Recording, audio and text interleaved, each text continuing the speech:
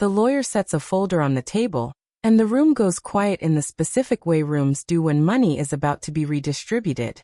My uncle Farouk has his arms crossed. My Aunt Nadia is already composing her face into the expression she uses at funerals. Chin slightly lowered, eyes slightly narrowed, performing a grief that costs her nothing. Her daughter, my cousin Minaz, is looking at her phone. My mother, who has not spoken to me in 4 months, is sitting at the far end of the table in the cream silk camise she reserves for occasions she considers important. None of them are looking at the empty chair beside me, the one that belonged to my grandfather, the one that 6 weeks ago held a man they called eccentric, embarrassing, past his time, a man who kept a battered wooden ledger on his nightstand, the kind with the red cloth spine, the kind that accountants used 40 years ago when numbers still had to be written by hand. That ledger is in my bag right now. I'm going to place it on this table in about 3 minutes, and this family, which spent 30 years deciding I was the footnote, is about to discover what footnotes can contain. Welcome to Calm Revenge Tales. I'm glad you found this channel. Stay with me, because justice, when it comes quietly, and it is worth every minute of the wait. My name is Zara. I am 31 years old. I am a commercial architect, which means I design the insides of buildings that other people will spend their lives inside. Office floors, hospital wings, the lobbies of hotels in cities I have never visited. I am good at it. I am good at it because I learned early that the most important part of any structure is the part no one sees. The load-bearing wall behind the drywall, the drainage system beneath the marble floor, the wiring hidden inside the beautiful ceiling. I learned that from my grandfather, Dada John. His name was Salim Hussein Mirza. He was 78 years old. He had a white beard he kept trimmed to exactly 1 centimeter, a preference for green tea with a single cardamom pod, and a habit of humming while he walked. Old film songs from the 60s, half remembered, the words dropping off and the melody continuing alone. The family called him out of touch. They said he didn't understand money anymore, that his mind had softened, that he repeated himself, that he was better off in the old house with the old things and the old routine, not at the dinner table where decisions were made. I thought he was the sharpest person in any room he entered. I visited him every Thursday. I brought him the specific brand of biscuits he liked, Peak Friend's peanut pista, the ones in the yellow tin, and we would sit at his kitchen table for 2 hours and he would tell me things about land, about patience, about the difference between a signature and a commitment.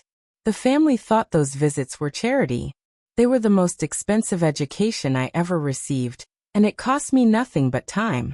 The invitation came on a Tuesday in March, via a WhatsApp message from my mother, which was how she communicated with me when she wanted something formal without the discomfort of my voice. Farouk Chachu is hosting dinner Friday. The whole family. Dada John will be there. Please come. I noticed the order of those sentences. My grandfather was mentioned third, after the host and the occasion. He was the incentive held out last, like a sweetener added after the terms had already been set. I called him that afternoon. They're letting me come? He said, and the way he said it, not bitterly, just factually, as though family dinners were a venue that had ticketing requirements, told me everything I needed to know about how his son's house felt to him. I'll pick you up at 7. I said. Bring the biscuits, he said. Nadia's cook doesn't know how to do anything with cardamom.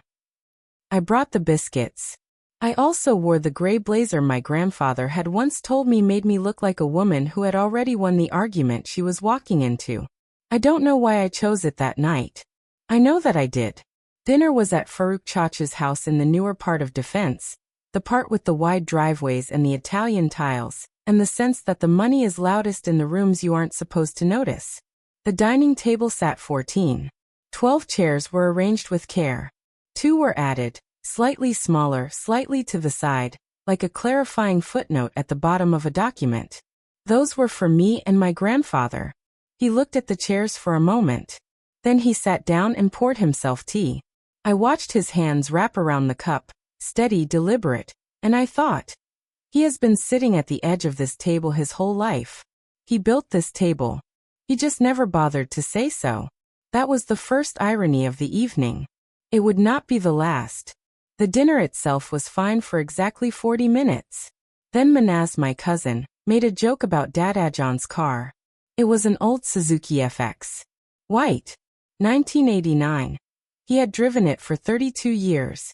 He kept it washed and serviced and refused to sell it despite 17 separate family conversations about why he should. The car had become, in family shorthand, a symbol of everything they found embarrassing about him. His stubbornness, his attachment to old things, his refusal to update. Manaz said, laughing, that she'd seen it parked outside and had thought it was someone's housekeeper's car.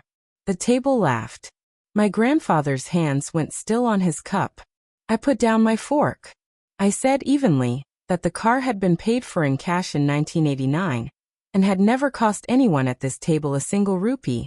And perhaps that was the more interesting detail. The table stopped laughing. Farooq Chachu said, in the voice adults use on children who have misbehaved at dinner, that I needed to learn when something was a joke. I said I knew exactly when something was a joke. I said that this had not been one. What happened next took 45 seconds.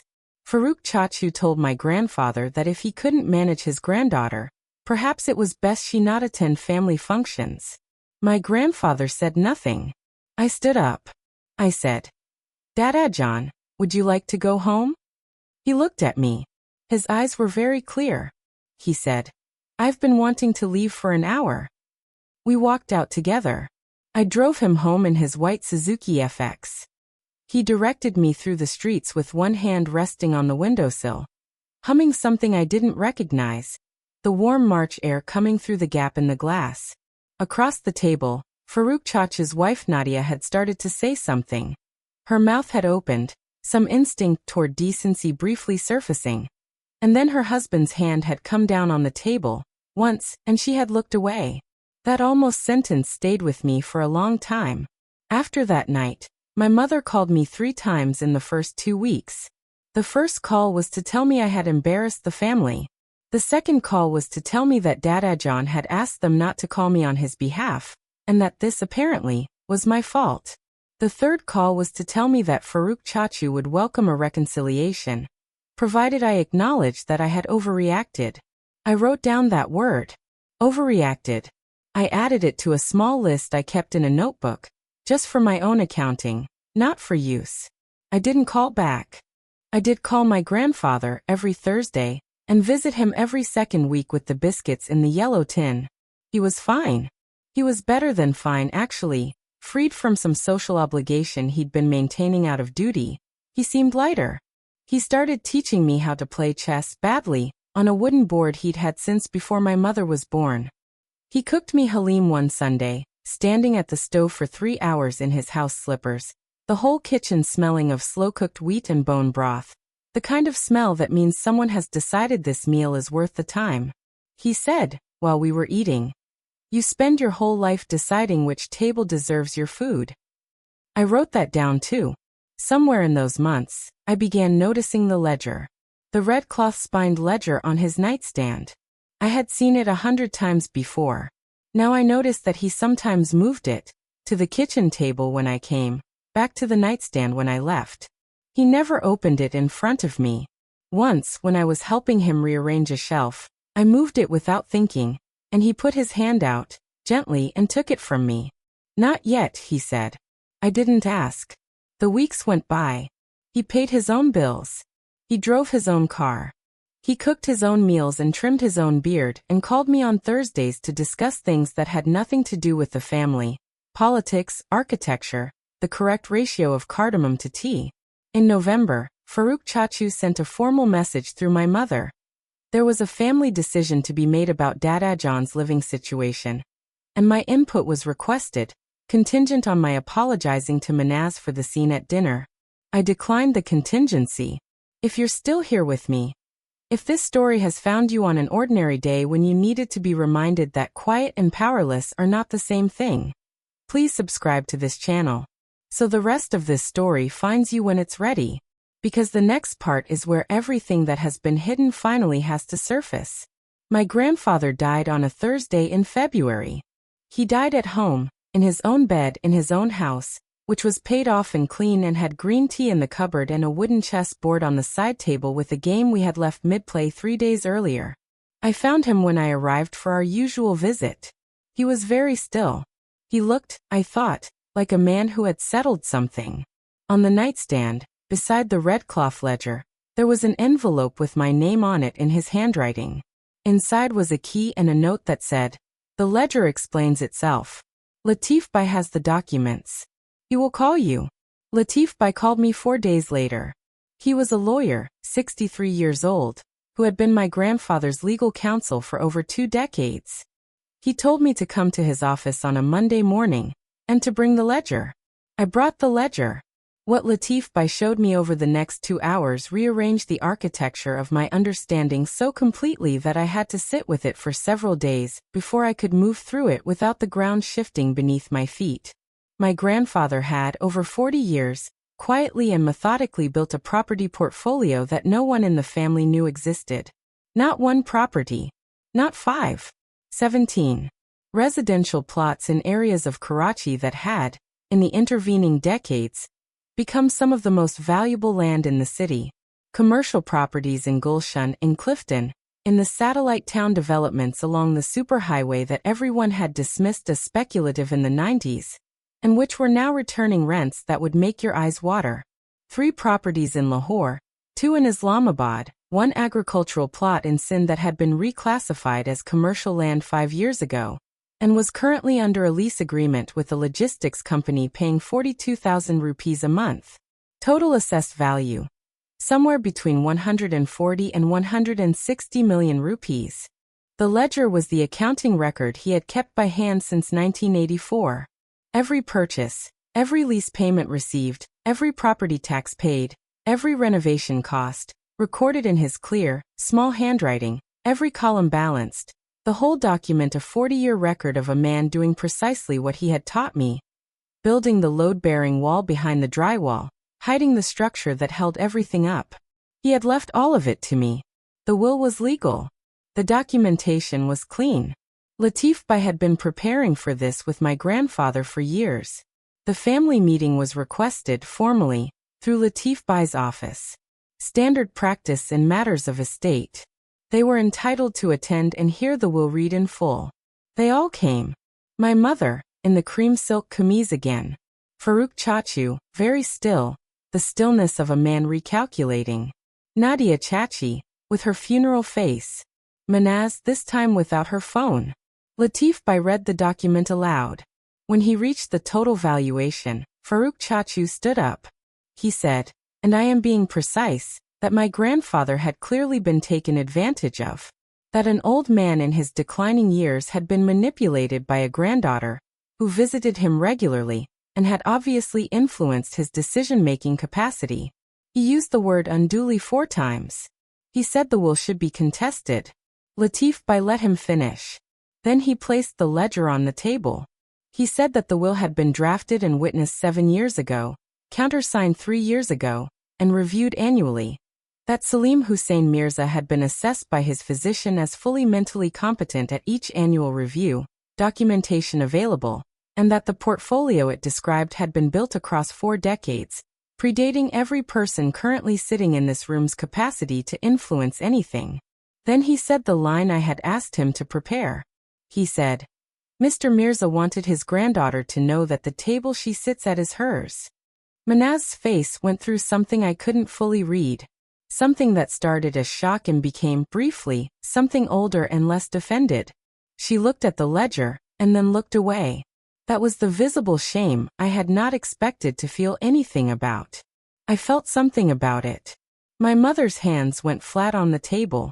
I looked at her and I said quietly, he said I spent my whole life deciding which table deserved my food. I think he was telling me it was this one. The legal process took 7 months. Farooq Chachu retained a lawyer and filed a challenge on the grounds of undue influence. The challenge was dismissed. Latif Bhai had anticipated it, had in fact anticipated it so thoroughly that the dismissal took 11 days.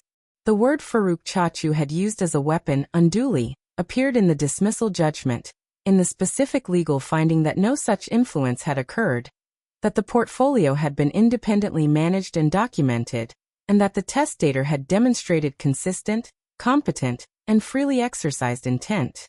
The word he had chosen to undo the will became the word that confirmed it. Before the challenge was dismissed, I called Farouk Chachu myself.